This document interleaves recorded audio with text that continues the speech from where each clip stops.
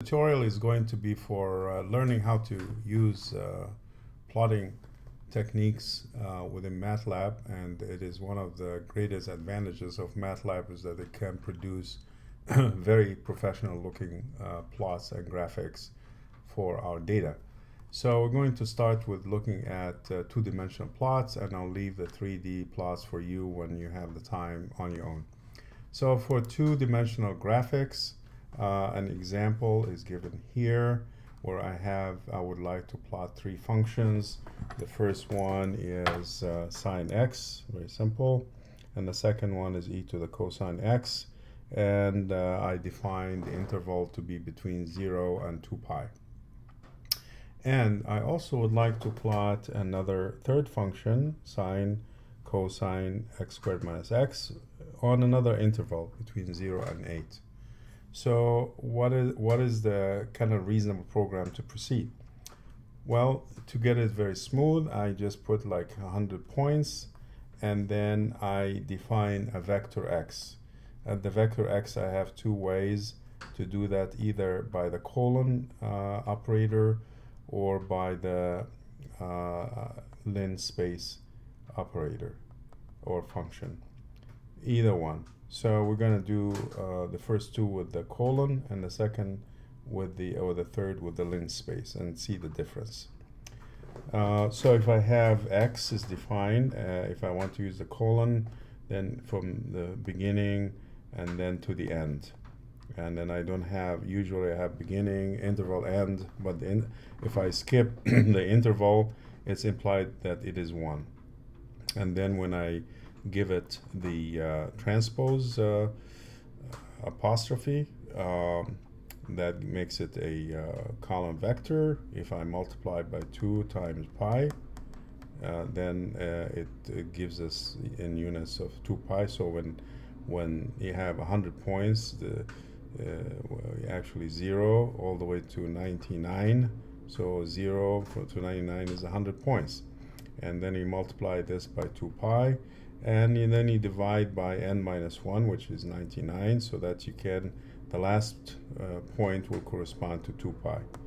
In other words, you have to kind of do all of these calculations in your head or on the side to make sure that you have the axis from 0 to 2 pi with 100 points. Another way is the linspace, which is now is a little bit simpler because you put 0 and the end is 2 pi, and then you give it the number of points, 100, 200, and so on. So this is, in this case, is simpler, but they're both equivalent. So I can find y1 is sine x, then it produces a vector, y1 is a vector, and x is a vector, so I can plot this versus that. y2 is exponential cosine x, so this is another vector. And now I would like to change the scale because I want to go to this interval from 0 to 8. So I go 8 times the same process from 0 to n minus 1 over n minus 1. That gives me an interval from 0 to 8 with 100 points in between. And I can put y3, and then I'm ready to plot. So the simplest way without any bells and whistles is just to write plot x and y1, plot x and y2, plot x and y3. So you produce 3 different plots in this case, and the curve will fit inside each one separately. There are a number now. Let's just talk about the bells and whistles in graphics. I would like to be able to control the color of the line, like to be able to put symbols on the line, and I would like to have it either dash or dot dash or solid, depending, so I can differentiate between different cases for publications. And this is given here in 3 columns. The color is, if you put the symbol red, green, blue, yellow, magenta, and so on. The symbol, you can have this as a solid line. If you have 2 of them, it considers to be dash. If you have a colon, it will make it dotted, and if you have dash dot, it will be dash dot line.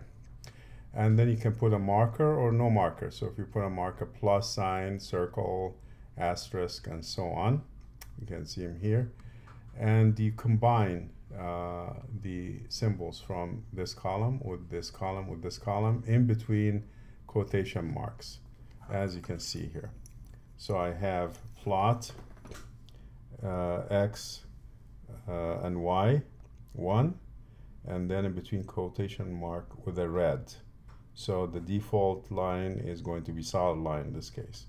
And then x and y2 with green, and then it is dashed because I specified it. And then I would like to have open circles on top of the line as well.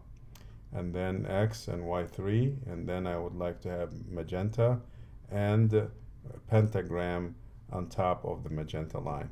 So this way I can customize the way that the plots would look. There's a couple of important commands. If I just use command to hold off, this will be to hold the space for the plot so that you can plot on it.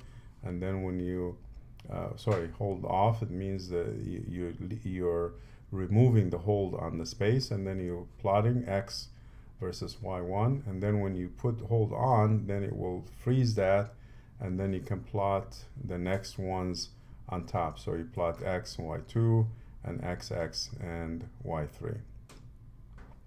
So that's for the plotting. And one interesting way to do plotting is an easy way. It's called easy plot. For example, if I have a function that is a function of x and y with the anonymous method, and then the function is x squared plus y squared all squared minus s squared minus y squared. So this is the way the function is done. If it is anonymous, for example, you're doing some quick calculations, on the fly you can write this, and then all what you have to do is just easy plot of f. Then you get the plot on the screen, and it tells you the results right away. So it's kind of a way to do check on yourself, but not necessarily for publications. Another important one is a subplot. Sometimes we would like to have on the same page several plots. So I would like to have a plot here and a plot here and another one here and another one here, another one here. Let's say I want to have 6 cases, A, B, C, D, E, F, and each one has different plots on it for different cases. So the way to do that is very simple. First, before you plot, you invoke this function called subplot, and you give it the matrix of m and n of the number of plots. In this case, if I have 4 of them, m is going to be equal to n is equal to 2. So it'll be 2 by 2. Like this is a number of columns, this is a number of rows, and that will be m and n. And p now is the specific plot out of them that it will choose. For example, if I have subplot 2, 2, 3, it means that this one here. So 2 by 2, it will make it. Then I will specifically just have this is the third one that I'm choosing. So this is going to be important in producing compact plots in papers that we're working with in our case here. So if we are interested in moving on with having this idea of the subplots, let's look at an example here. An example, I'm going to produce the plots of 2 different functions or several different functions, and I'm going to use the subplot command so that I can organize them on a page. In fact, I have only 2 functions. I'm going to organize one on the left, one on the right, and it will be on the same page. So let's say I would like to plot the 2 functions, e to the minus 1.2x sine 10x plus 5 in this interval, and then another function, the magnitude of x cubed minus 100 in this interval. So now let's go to the first one. I make my independent variable vector with an increment of 0.01, beginning and end.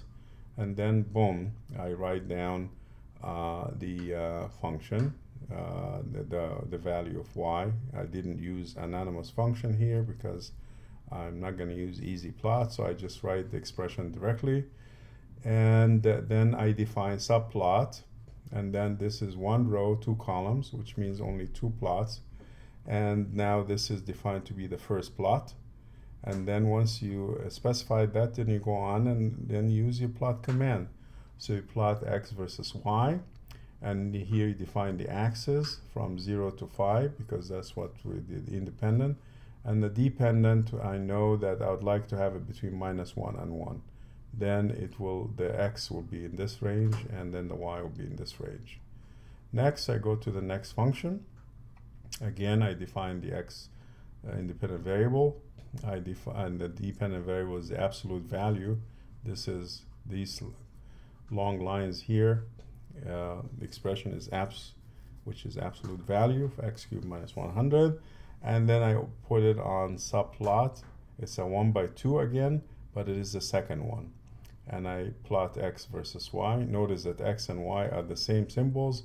So these guys replaced in the memory what these guys were. And the axis is redefined in here. So with that, you can see this is the first plot. Here's the y versus x. And then on the same page, I have the second plot. This is the y versus x. And I didn't write any legends or x-axis units and so forth. This will be for us to kind of use when we do the plotting. So now I'm gonna just finalize that with a few more commands, and a lot of times we need to plot the data, and each data has an error bar, and the error bar could have an upper and a lower magnitude that are different. So with this, I use the command called error bar. X comma y and e is the value of the error. If it is upper, is the same as the lower. If the upper is not the same as the lower, then I can put a value up. L is lower and U is upper, and therefore I can produce a data point with an error bar on it, as we learned in our experiments. The final part that I would like to discuss here is just a review of the commands again.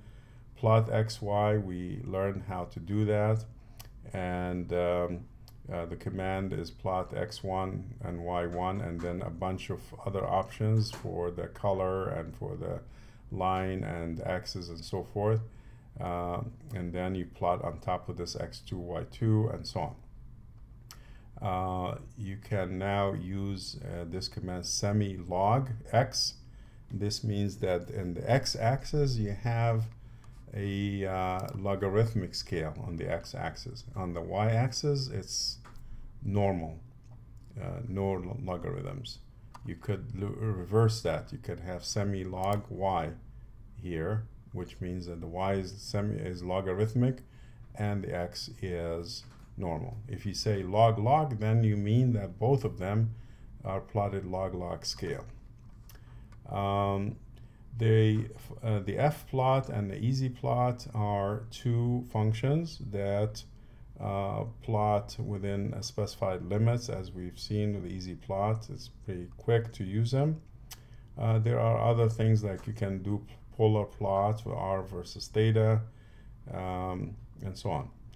What's important is that you can introduce an x label command with a string that tells you x label, y label, title, and axis. So these are 4 things. Usually we have to stack them right under the plot command. So you put plot, and then you put these 4 underneath to define what is the minimum, maximum, and what is the label for x and y for that particular plot. We learn also the hold. If you want to hold the current plot, then we say hold is on. Or if you want to release the current plot, then we say hold is off. So it's just to hold it until you either put stuff on top of it, or you release the plot by saying hold off, then it's gone, and you can plot another one. We learned the lim space idea to generate a number of points n between two limits.